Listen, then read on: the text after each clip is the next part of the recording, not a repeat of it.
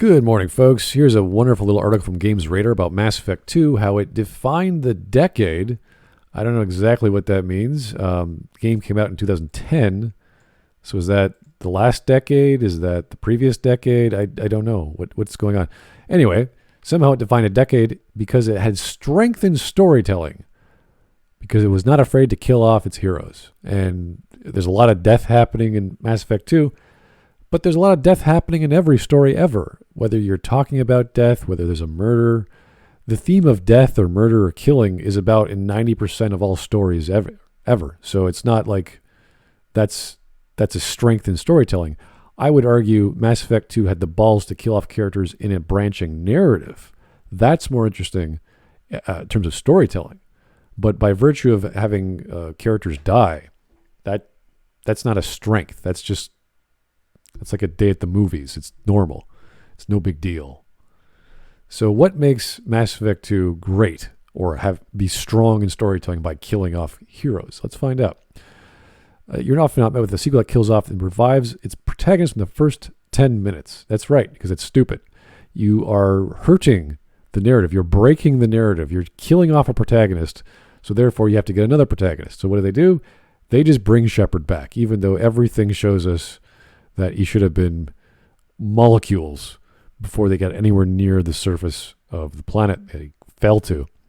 So this is not a strength. This is a weakness in the narrative. It doesn't matter what you want to do in your narrative, like killing off a protagonist. You got to know how to fix it. You got to know how to tell that story that people can consume and go, oh yeah, this makes sense. You could totally throw someone at a planet and then bring them back because the hot cheerleader chick says it's all just a matter of resources. Just Miranda's like, no problem. We can revive someone from death. We just gotta, science them up. Just use some science. Technology. Fantastic stuff, huh? So, yes, it was a very memorable scene. The Normandy just gets blown away. It's really shocking. It was a very shocking 10 minutes. So it really scares you. Like, wow, that is a one way to get the reader's attention. It was a huge hook. So while storytelling-wise, it's a really scary, stupid idea, dramatically, it's like, oh my God, you just killed off the main character. You got to replace him. I mean, there goes our ship. What happened to Joker? Yada, yada. All these things, all these questions start popping up. Great way to get your attention. Bad way to deal with a protagonist. Mass Effect 2 so brilliantly established a pivotal shift in tone and feel from the get-go. Yes, I agree. That is certainly one way to do it. Blowing the crap out of everything you knew is one way to do it. Not the most elegant way, not the most subtle way, but it is one way to do it.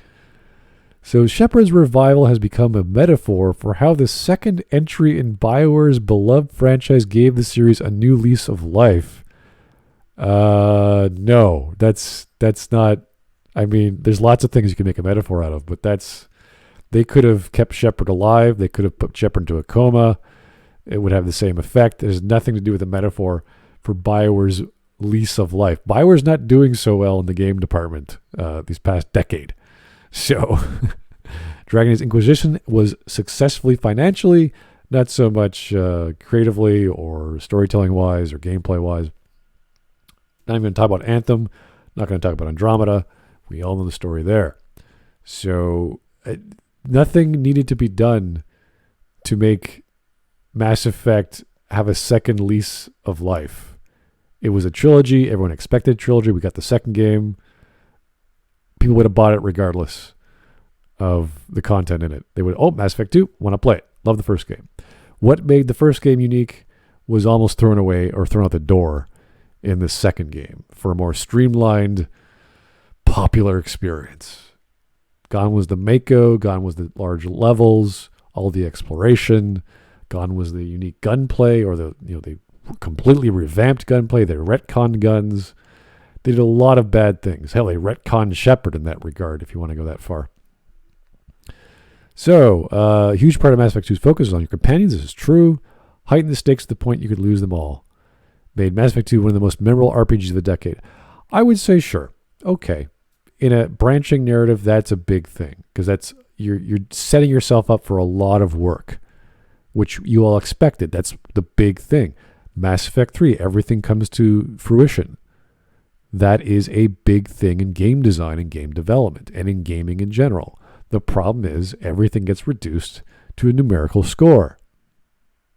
So all your choices don't really matter much. They do matter. There's Tuchanka mission. There's the Quarian arc. These are elements of Mass Effect 3 that do matter, but that's it. The ending is a horrible show. And I think it's based off the premise of blowing up Shepard in Mass Effect 2, if you want to go that far. That's more of a metaphor for what you're going to expect in the third game. All your lore, all your expectations get blown up, just on a galactic scale. The entire premise of Mass Effect 2 centers around the idea that you have to set out on a suicide mission. That's fine. Limited resources. Are they really limited? Strip mining the galaxy is not limited. Every member of your crew truly counts. No, they don't. They just make the suicide mission more effective, more efficient. The end result always happens. You succeed. Whether you live or die is irrelevant.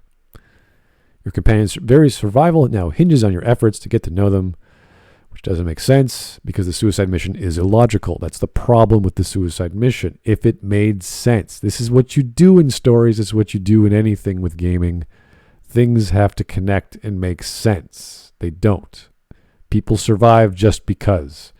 There's nothing to say a psychological reaction is going to cause you to shoot better or to dodge bullets or whatever. They add more weight to the role you find yourself in as the involuntary hero. I guess Shepard's kind of involuntary. I don't know. I have to go look at the narrative again, see exactly what Shepard says in response to the Citadel and Tim and what have you. It's easy to become detached from saving an entire universe because it's all so big. That's true. You need to put a face to that concern. So you create a character that represents the Quarians. You go, oh, there's the face of the Quarians. I can now relate to that, as opposed to talking about big groups of people that fly about in space on a flotilla. So that's fine. That's totally normal stuff. And they did that very well with characterization. So we'll give them that. Characterization in Mass Effect 2 is very good. They got a lot of character in all those characters that you can get. Not so much for the main character, unfortunately. The very thought of losing a companion makes that threat you're under so much more tangible. Yeah, I think people were kind of pissed off they lost Morden the first playthrough, or Tali. They're like, what the hell? How did I lose these? I got to redo it.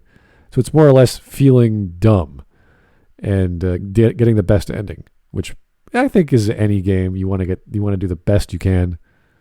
So that's not unique to Mass Effect, nor is it unique to the narrative, really. The final mission wouldn't be as nail-biting, as intense as it was. There's other reasons why it's intense. It's because of the stresses you have to do. You have to rush to open up all the locks and the vents so your friend doesn't get melted, like Tali, which is kind of important to a lot of people, or Legion, which is equally as important to a lot of people. Same with the Bubble Babe scene. You want to reload your save in case you chose Miranda for some reason. So yes, you do care about your characters. We will give the narrative that. In BioWare form, there's also relationships. And we talked about this previously on a video about how The Witcher 3 can teach us about how to tell romances better. It has to be part of the main plot. Basic stuff. Main character, main plot, main romance. Doesn't matter what the romance is. Don't care. Don't care how it's integrated. Don't care about the relationship dynamics or interpersonal communications. Don't care. Put it in the main through line. Put it in the main plot. Somehow. Tie it in, connect it. Everything should be tied into the main plot. That just makes a story better. So romance elements, great. You want to heighten your connection, your drama to your side characters, tie it in the main plot. Any way you do it, don't care. Yes, that will make it. From the opening moment, Mass Effect 2 reshaped the mold of BioWare's franchise. No, it didn't. It just added more tech like interrupts and gunplay. Ooh. And offered an RPG experience that completely outshined the game that came before it. I would disagree. It redid things that didn't have to be redone. The guns should have been made better. I agree. I think the idea behind certain guns from certain manufacturers were already there in the first game, and they made those better. but they broke the concept of Mass Effect guns and upgrades and other things like loadouts. They didn't have to do that. So retconning things is never a good thing. It's proof that sometimes going in a completely different direction can pay off. I disagree. And thanks to his expertly crafted narrative. No. Expertly crafted characters, not expertly crafted narrative. It's earned its place as one of the best games of the last decade. This is where we have a problem. The premise of this, or at least the title of this article, is it has strength in storytelling by killing off the character, by allowing you to die, allowing characters to die. That doesn't make it good. It's how you do anything, how it's executed, that makes something in a story good, or a meal good, or anything good, any craft. So no, killing off characters in a story is not inherently good. It's how you do it. Killing off characters in a branching narrative in a video game, that is interesting. And it's how it's done that matters, not the fact that the element exists. Anyway, thanks for listening, folks. Hope you're having a great day.